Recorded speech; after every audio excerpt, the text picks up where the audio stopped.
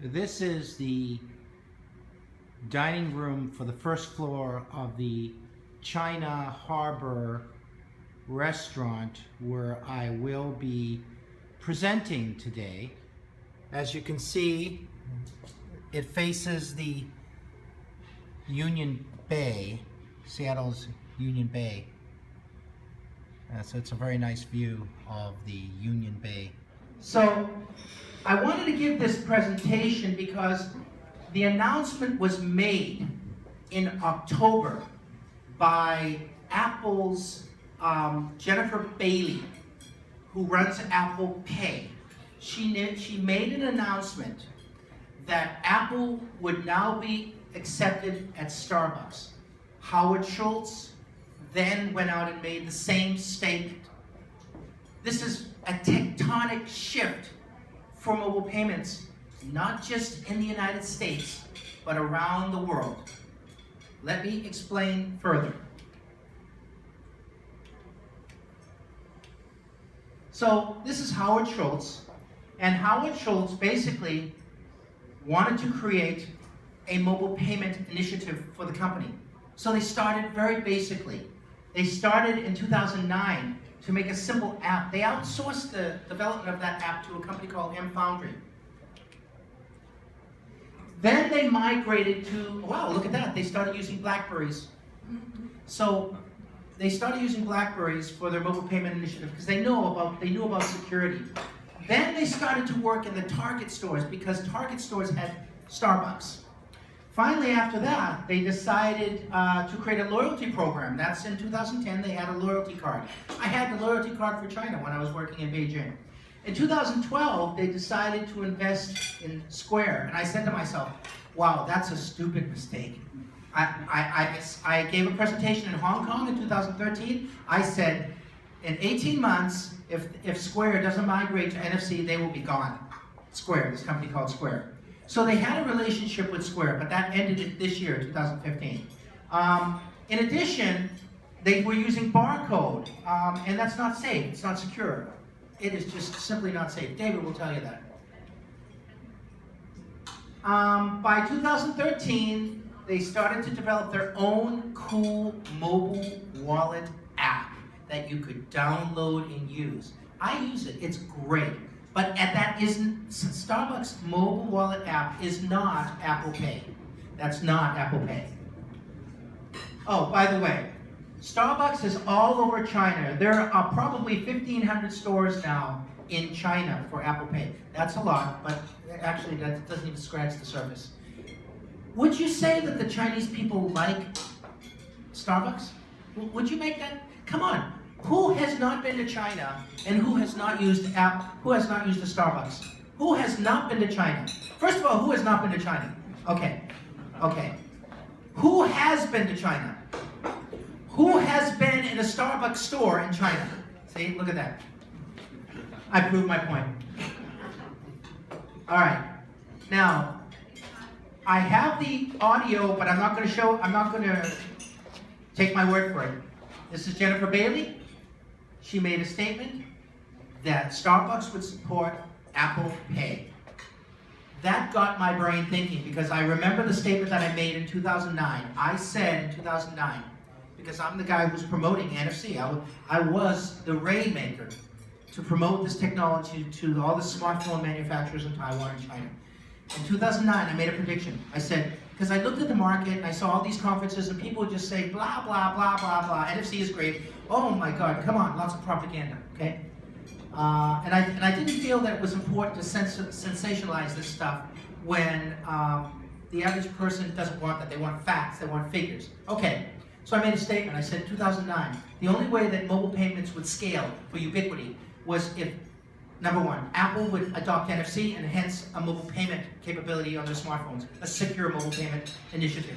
Number two, the Starbucks would have to adopt it into their stores for point of sale using NFC. Now that's easier said than done. It still hasn't been done yet. Even they've made the announcement in October. Even EMV standard, the whole global, the whole America liability shift to use chip and pin and chip and signature credit cards. We're here, it's already happened. But even the point of sale in the China Harbor restaurant is still using the old non-NFC standard. Okay, the third thing that has to happen, which hasn't happened yet, but there's lots of rumors, is that the IATA, the International Airline Transportation Authority, needs to adopt the use of NFC in the smartphone, or maybe an ID card, okay, or a passport. Guess what? By the way, NFC is already in your passports. David knows that. NFC's in your passports, and nobody told you, right? Did you note that there's a chip in your passport? What is it used for? Nothing right now. Anyway, the International Airline Transportation Authority or Association needs to adopt a 19-point plan that was put into play, and Air France has been trialing it, number one. Apple has an application salivating, waiting for it to happen. Once that happens, then mobile payments, not just in America, but globally, will be ubiquitous. We all drink tea or coffee. We all buy the iPhone. Yeah, well,苹果. And we all take planes. But it's not just planes. It's subways. We have the Orca card here in Sound Transit, right? The Orca card, we use that for subways. We can use that for the ferries. And that will be used ubiquitously, the NFC technology. All right, let me migrate on. See, not so much technology. This is this is Starbucks China mobile app. You have to download it, and you also have to have a loyalty card in China first to use it. So if you don't have either of those, forget it. It's a very painful experience. Okay. Did you know that Apple Pay has been in America 1 year? But did you also know that as of August, Apple Pay has been in the Starbucks in the UK? Oh, nobody told you, right? It's a fact. It's a fact. Where is Starbucks and Apple salivating to get more payment and more profits? China, hello. There you go. This is a funny joke. Did you realize that Starbucks lattes are the most expensive in China? It's more expensive than any place else in the world. And CCTV, the propaganda news show for China, wanted to criticize Starbucks. And so they said, look at how expensive Starbucks is. And Starbucks came back and they said, hey, it's not us. We break down the labor costs. It's the cost of distribution in China that makes the Starbucks so expensive. It's just expensive to ship things in China, the logistics, the gas, etc., etc., etc. So this person basically said, you CCTV, would you shut up? We spend more money for gas than any place else in the world. Our houses are the most expensive in the world. We pay so much money for all of our goods. Our milk is not safe. A lot of our food is not safe. And you're complaining about a few dollars more for Starbucks? Hey, get a life. I'm going to go into Starbucks and use my free Wi-Fi. So basically, Starbucks has been able to overcome the protectionism and the somewhat techno-nationalism of China because Starbucks is good and the Wi-Fi is free. And everybody that goes into the Starbucks and uses the Wi-Fi uses WeChat and makes phone calls free of charge. Hello, mobile network operators, you have a problem. Okay, move on. Okay, I will talk a little bit about mobile device ecosystem and security. Basically, this presentation is not about security, but I want to tell you that unless you're using the Apple iPhone, you have no security on your smartphones. Unless you're using Apple or BlackBerry, the fruit-sounding companies. Unless you're using those smartphones, you do not have security. You might think you do. You might think you have privacy and security. You don't. You don't. These are all the breaches that can occur in a typical mobile ecosystem. The chip vendors, the operating system vendors, the apps developers, these guys aren't part of the United Nations morality and ethics organization for developers, are they? You hear the word hackers all the time, ethical hackers, black hackers, unethical hackers. Hackers are hackers, okay? There's always a motive and an initiative to do what they do. David is a little, he's got other comments. Anyway, so how it works is the smartphones use the technology and then they sell it to the MNOs and the mobile network operators, and then they sell that to the various markets. But there's security breaches all along this, which makes it very difficult. Apple owns that whole ecosystem. Did you know that your Apple iPhone 6 SIM card does not come from the mobile network operators? Hello. Your SIM card on the Apple iPhone 6 does not come from the operators. David, is that correct? I didn't know that. It comes from Apple, and Apple provisions that and puts it in the SIM card with the operator's permission, and then they sell you the iPhone. Because Apple was promoting something called soft SIM, which means they want the ability to have the SIM card in the Apple iPhone and tablet, and then you just go to any operator you want, and you provision the mobile payment profile, download it into the. I mean that's how it works with the iPad Mini, with the SIM card now. That's how it works right now. You didn't know that? Oh, you can say you learned something today. All right, we move forward. Do you realize that there's this whole, what I call the spin, basically the wheel of mobile payment fortunes. I call it the holy grail of mobile payments. I talked to this group a little bit about that, how Apple has their Apple Pay and their Passbook, which is their mobile wallet, now their smart watch as well. Google has their wallet, and they use Simply Tap for this thing called host card emulation, which is emulating a payment token in the cloud. It's not really in the cloud, the cloud's right over there. It's not really in the cloud, it's on a server, and that server is secure, and it gets provisioned back down into the open operating system of the smartphone as a token, and they're using host card emulation to do that. There's a company in Redmond run by Uncle Bill who does the same thing, is planning to do the same thing. I want people here to remember who first told you that Microsoft has a plan to launch a nationwide payment platform using host card emulation NFC. But Lord knows this fragmented company over there in Redmond, if they can ever get their act together to do what they want to do. This is their plan. Now, this is also the plan of Android Pay with Google. It's also the plan for Samsung. And it is not the plan for Apple. Apple does not provision their mobile payment data in the cloud. It's not done in the cloud.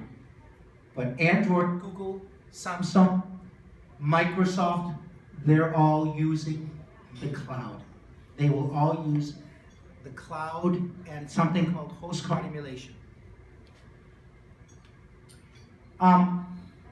Okay, that wasn't too technical, right? So, do you realize there are two types of payments? I hear people tell me, oh, I know all about payment. I was saying, do you really? There are two types of payments. There are two types of payments. Generally speaking, there are four types, but you need to know about two types. Proximity payments, that's where I take my smartphone.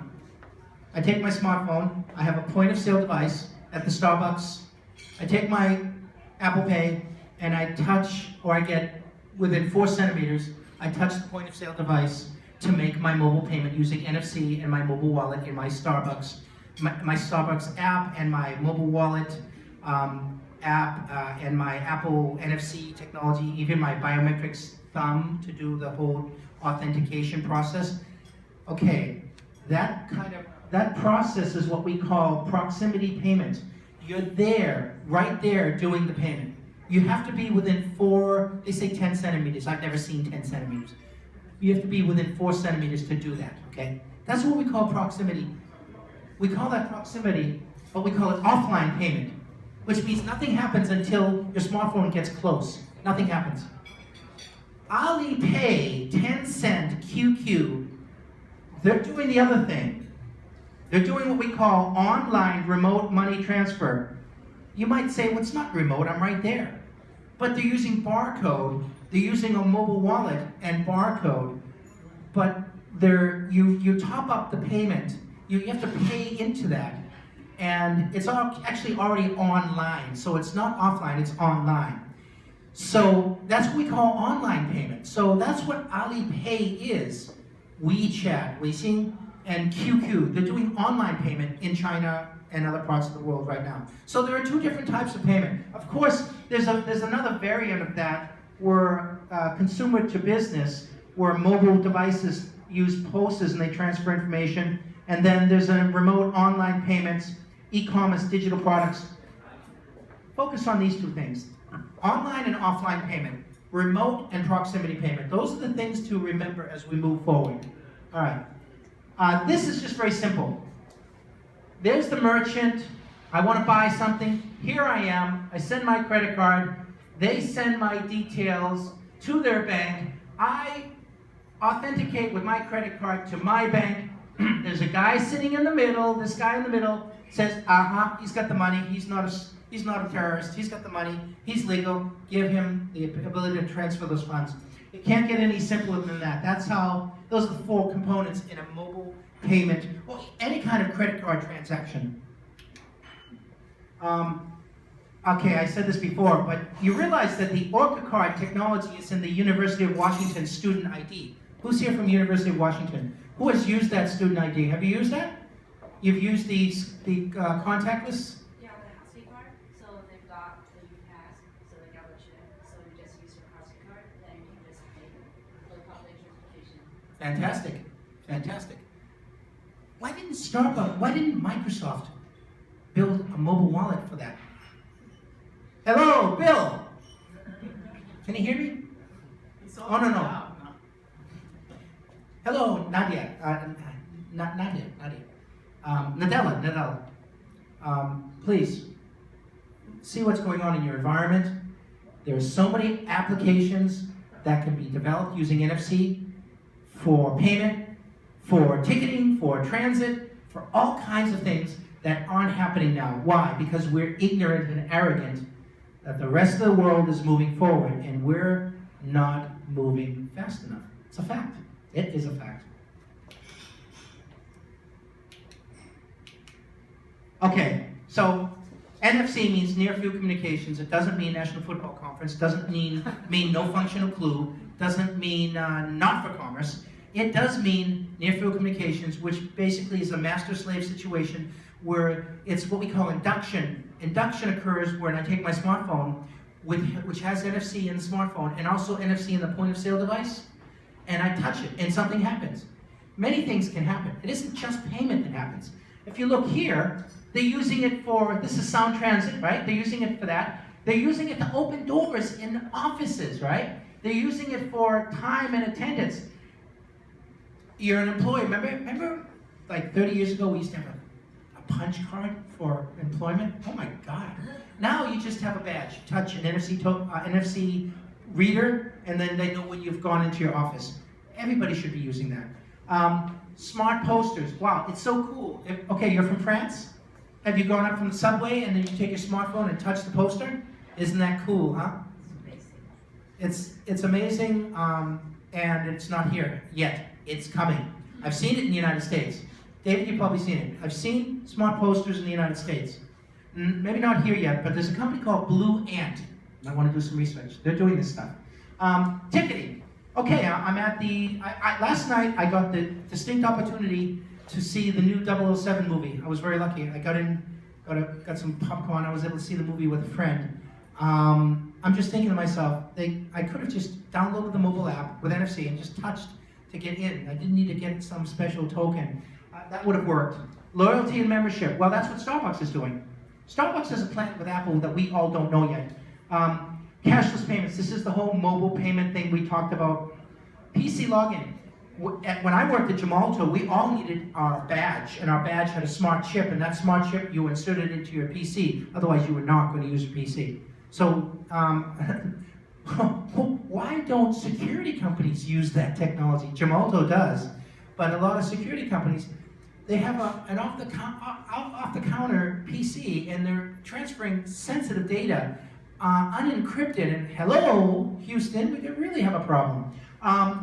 And of course, identification. This is really cool because I predict one day Washington State will have contact and contactless identification cards for your driver's license.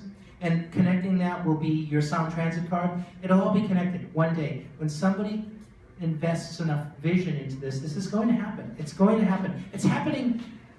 If it can happen in Nigeria, why can't it happen here? All right, move forward. This is not vision and vaporware. This is the 19-point plan that Apple is waiting for IATA to put into play. You can see, you walk into the airport, it covers the security, covers when you get out of the airport, it covers the car rental, car unlocking, covers everything including your hotel. Check this organization, SITA. This is the organization pushing for the standardization of this technology in the airports.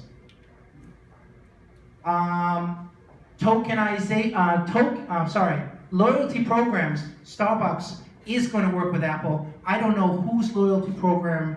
I don't know, but I'm guessing that Apple's just going to give way and say, okay, Starbucks, you're so successful, we'll use your loyalty program. We'll standardize on your loyalty program. Why not? Why not? Starbucks is so successful. This is a bit interesting in that the current situation is we have Apple Pay. We know Apple Pay is around, and that's right here where they're using the physical, actually SIM-based solution uses the physical SIM card, right? This is what ISIS and SoftCard were promoting, but that's now dead. Until Google makes a statement, that is now dead. Really, you walk into an operator store and you say, I want mobile payment, they'll tell you to buy Apple Pay. You say, I have an Android phone, Android phone, deer in the headlights, they don't know what to tell you. David, you're right, am I correct? They don't know what to tell you. Now, Apple Pay is cool because the secure element is not in the SIM card anymore. It's embedded in a controller chip, you see? It's in a controller chip that you don't touch. You don't even care about it, it's there. And Apple owns that and they control that, all right? And it's supported by Visa, MasterCard, Amex. Everybody's going to support this. And it uses a token. I'll explain what tokens are very quickly. But as I mentioned before, Samsung is doing the same thing, embedded secure element, and they have NFC technology, and they're working with the same partners. But they've got this, at least for the United States, for Europe, everywhere, they've got this MST, this magnetic secure transaction technology, which just works. It's cool. It works in 80% of all the point-of-sale devices right now. So if you have a Google Android smartphone, I would buy Samsung because they have this MST, the newest version of their phones. They bought the technology from a company in Boston called Loop, run by a Seattle guy who moved to Boston called Will Grayland, actually Chinese guy. I don't know why his name is Grayland. Anyway, he's in Boston, and he sold that for $25 million to Samsung this year. And so Samsung phones are really cool because they have, you don't have to take your credit card out with the Samsung, the newest versions of the Samsung Galaxy phones. This is cool because we don't know what what Android's really going to do, what Google's really going to do. We know there's a Google Wallet, it's still around. We know host card emulation is going to be used for the banks. We know, I know that you're working on that right now. Cough it up. You want to get your 15 minutes of fame? No. See, notice he didn't say yes, he didn't say no. Didn't say anything. Every bank is working on host card emulation, HCE, NFC, because they know that Microsoft's going to use this technology, trying to make their own nationwide mobile payment platform. Samsung is using the same technology. Android is using the same technology. Alibaba and Alipay will use the same technology, as will China Union Pay, as will all the Taiwanese banks. Hong Kong, not sure yet. So this host card emulation is interesting technology. It provides a payment token from the cloud back down to the smartphone for you to use. And it's secure because the token is not your credit card. If somebody steals it, they're not really stealing that much. They can still steal sensitive information, but they're stealing a token. It has a limited use and limited usage for a hacker. So it's not like stealing your credit card details. It is different. David, I know you have some comments. You can. This is a bit too technical, but I want to just show you something here.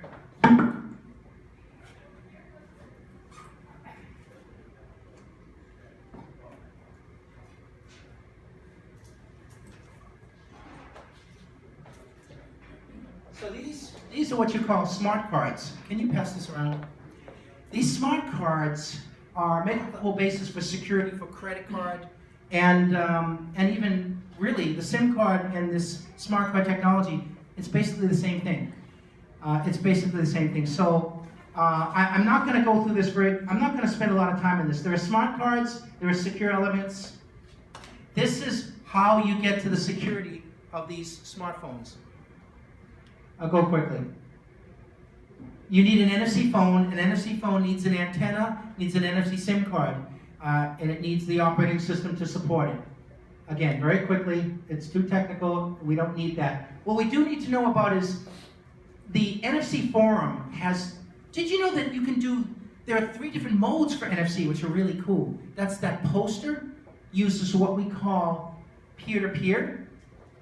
That's the poster mode. The mobile payment mode is what we call card emulation mode. It's emulating a credit card.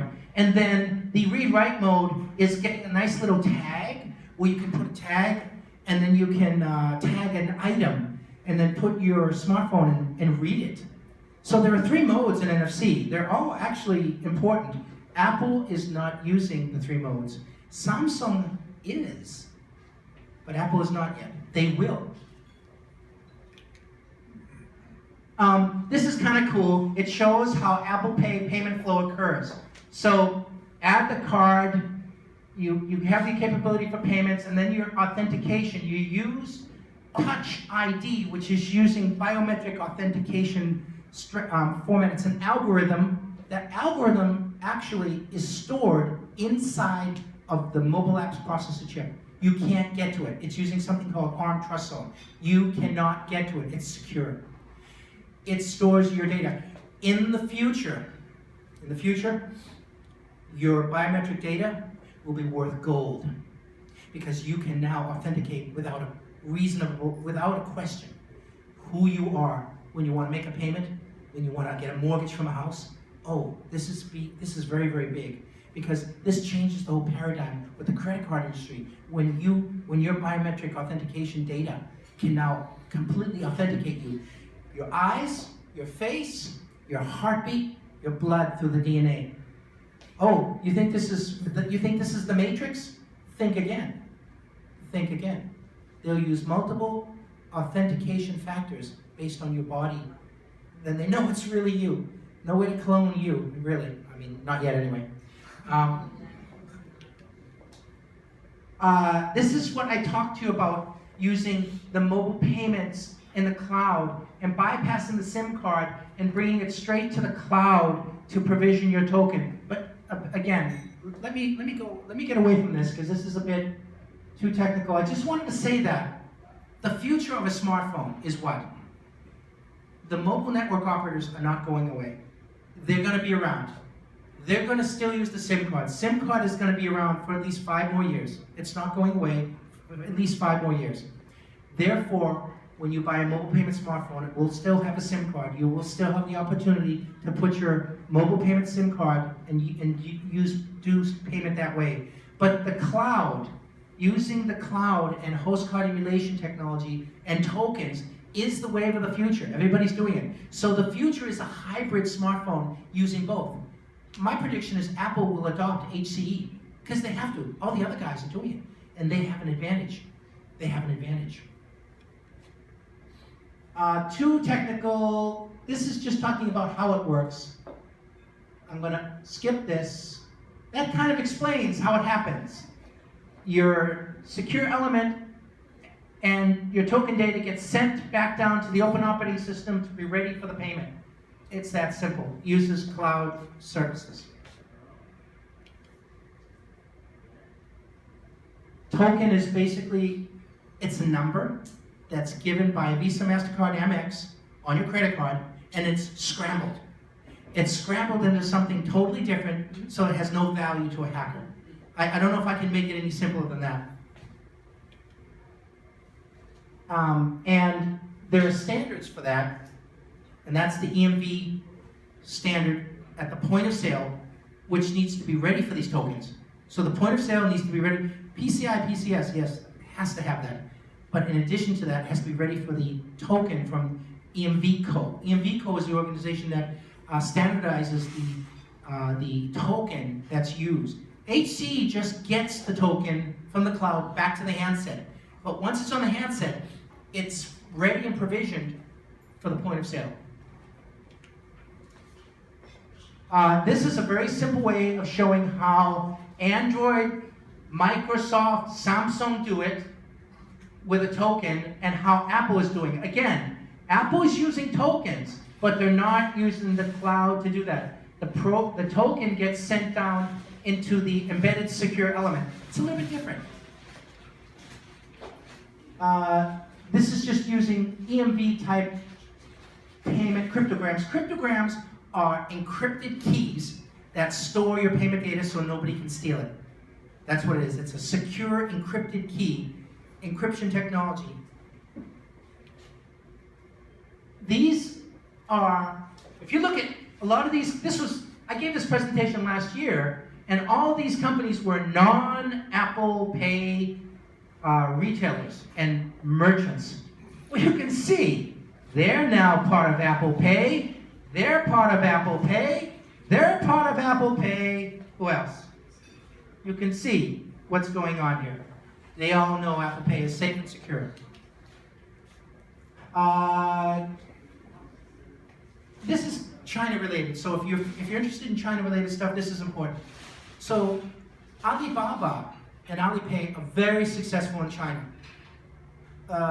China UnionPay does not like that. In fact, the China UnionPay does not like Jack Ma. But we all like Jack because Jack's put an office here in Seattle and he's hiring lots of Chinese engineers for his Seattle office, and he's making Amazon shake a little. That's kind of cool. But his mobile wallet is not safe and it's not secure, basically. That's why China UnionPay said, you will not promote barcode-based mobile payment wallet technology in China. They tried to ban it. China UnionPay tried to ban this in China this year, or late last year. But Jack's got a lot of friends. And I was in Starbucks, I was in 7-Eleven store, and Alipay, WeChat, and QQ mobile wallet technologies are still being used in at least 7-Eleven and other stores. So Jack wins. That's because China UnionPay, like China Mobile, like China Telecom, like China Unicom, are state-owned enterprises, and they're very old, dying dragons. They're not creative, they're not innovative like Jack is. So, you know, I don't want to get political, but Jack is making some people nervous.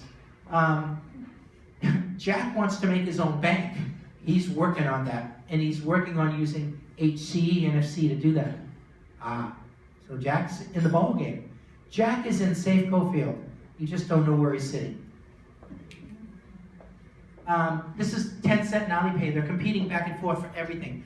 Alibaba buys this technology. Tencent says, I'm going to buy the technology. It's Tencent against Alibaba in China. These are the two largest online e-retailers in China. I don't have to tell you that Jack is pitching e-commerce, which is really not e-commerce. All these reporters, they have it wrong. There's no such thing as e-commerce in China. It's m-commerce. People are making payments in China on their tablet and their smartphone. Only very few Chinese people can afford an Apple Mac Pro in a Starbucks, because I see them. And there are very few of those, but that's where you find them, in Starbucks, because those are very expensive. They will make online payments with their PC, but everybody's using their tablet or smartphone to make payments in China, so it's a little bit different than you might think. So it's not e-commerce, it's m-commerce, number one. But m-commerce to do payments is still remote payment and not proximity payment. More money will be made with this kind of proximity payment than remote payment. I don't sit in my house all day long thinking about what to buy online. I'm taking the subway. I might want to buy a coffee in the subway. I might go to lunch. I might use my NFC smartphone to make all of that payment purchase. You see the point here? You see the point? Microsoft's in that same dream as is Amazon. They're all in the wrong dream. They're all in, let's buy something online with my credit card or my remote payment.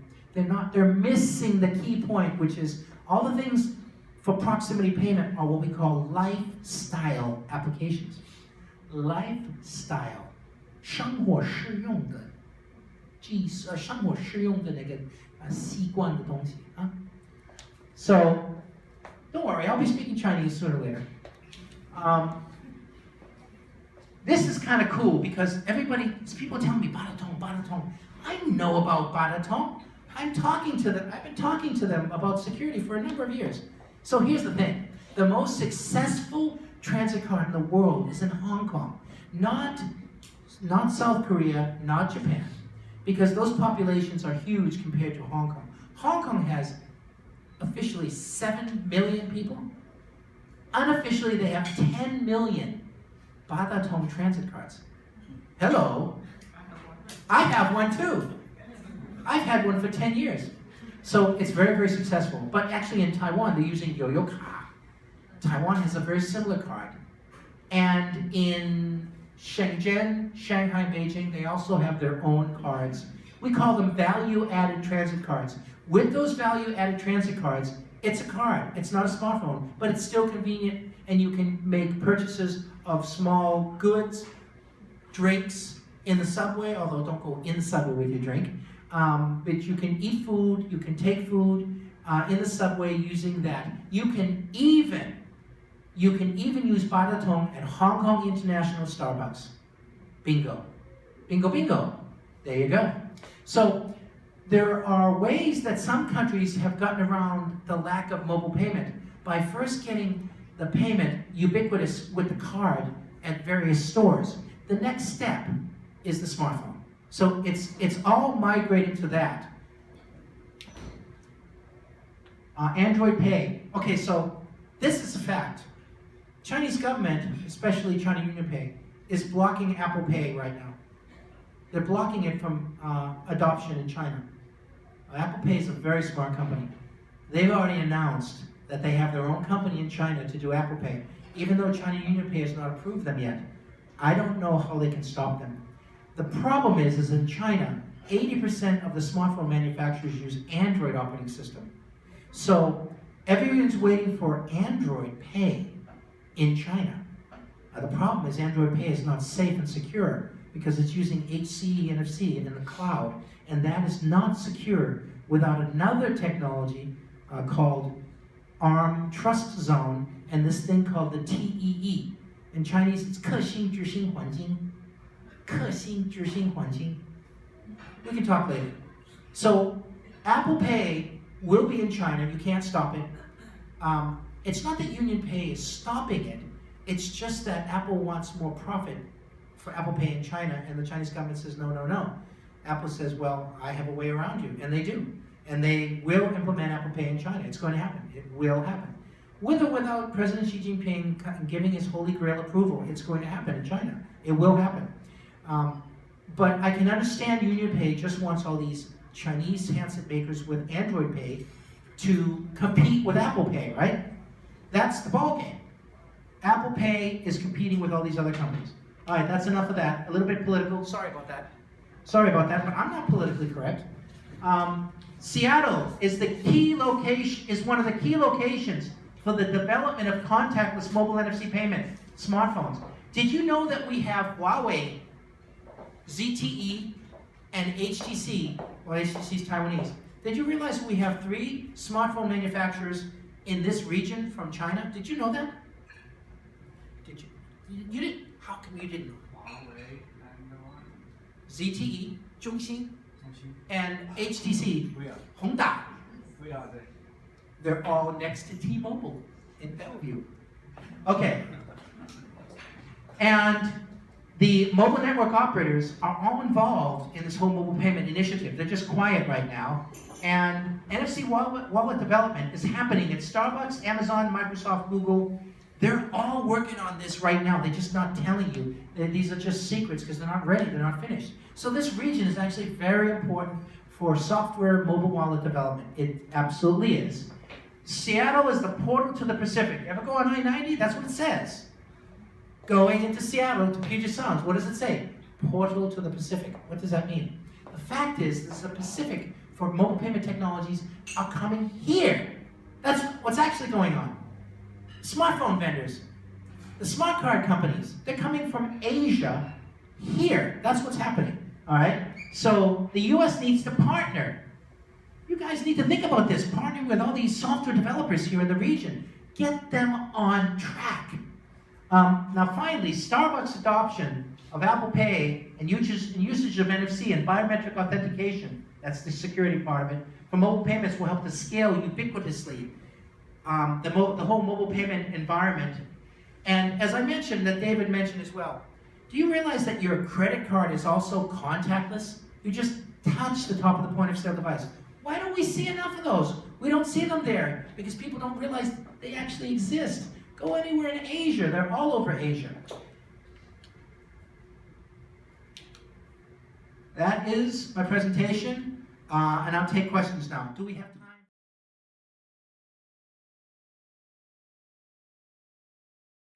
Hi, good afternoon. My name is Karl Weaver, Rivetz Corp.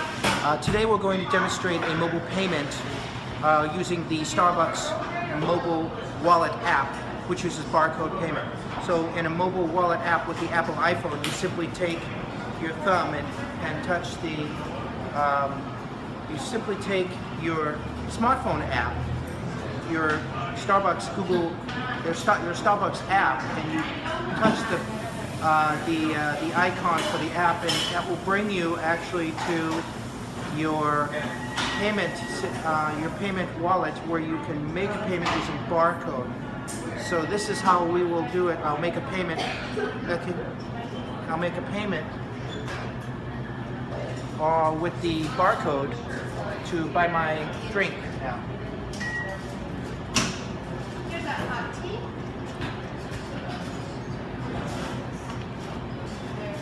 Did you want to receive today? Okay. In order to do that, you need to actually take the barcode and scan.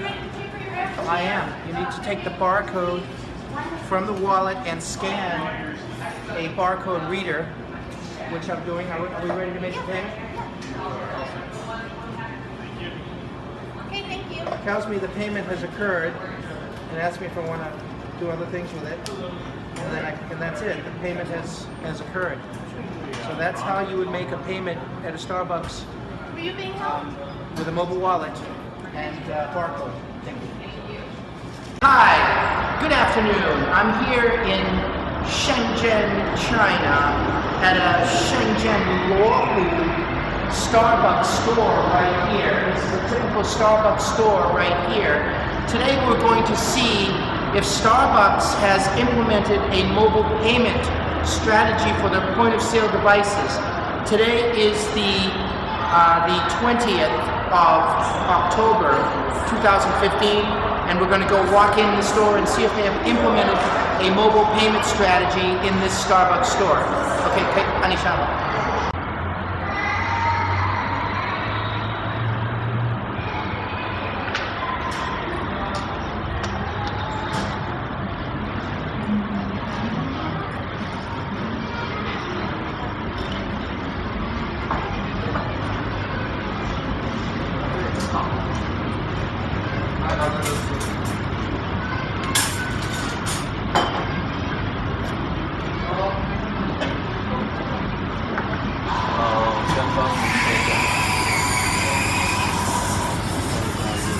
So we're here in the Starbucks store, and it's a typical mobile payment environment. They have the point of sale devices, and they're using the old IBM barcode scanners here. You can see this, it's the same situation. They have the same kinds of food here as in the United States, and same kinds of things you can buy here. But the point of sale is still using barcode, and they haven't migrated yet to NFC, of course, here in China, but they will eventually migrate. And these are traditional point of sale devices that they normally use inside China. It's not. It accepts contact, Magstrip, and also China Union Pay, England. So it does do that. Wallets, the Alipay wallet, the WeChat wallet, and the QQ mobile wallet. You can use those at the 7-Eleven stores in Shenzhen. 我要买东西。还要买东西，这个帅哥要买东西。这个有没有结？以后你到好莱坞哈。可以了。OK， 谢谢你啊，谢谢你支持啊。啊，这个还没有。我以为刷过了，等一下我拿出去你要帮我扛回来。他用二维码。啊，上面写着5块5的。可能扫错地方，换一个。这个5块5的是什么？哦，小姐，你不应该赌博。我们是这个是5块5。啊，麻烦你帮我换一下这个，谢谢啊。可以啊。So the transaction just occurred, 15 to 30 renminbi. Using the 公交卡 using the subway card. 对不起，可不可以看这个卡？哦，这个不是卡，这个不是这个是那个英联的卡。哦，对不起，我不应该看。深圳通。Hey, that's. So this is another kind of subway token for NFC in the Shenzhen subway system, and this actually supports. 这个不是二维码，这是非接触移动支付的，所以对不对？嗯。抱歉。What am I looking at? Okay. So 所以 OK， 它会支持 QQ 的那个钱包。然后它也是非接触你就是可以刷杜卡奇，对不对 ？Yes, good morning. My name is Karl Weaver again. We're here in Hong Kong International Airport, and we're testing to see if Starbucks has implemented mobile payment or contactless payment strategies here at the Hong Kong International Airport. When you look at this, this is the only Starbucks in the airport here in Hong Kong, and when you look at the point of sale terminals that they have here, they're using the Badatong, this Hong Kong transportation card, to do contactless payment for the subway. Okay, this is a typical point of sale device. The post. And there is. Can you just give me 1 second here? I'm ordering. I got it. So this is very, very common to see the point of sale device right there, and they're using the card, their Hong Kong transit card, to make a mobile payment, to make a payment with their transit card. Should be able to do this with your smartphone as well. I haven't seen it yet, but this is what I think also happens. Sorry.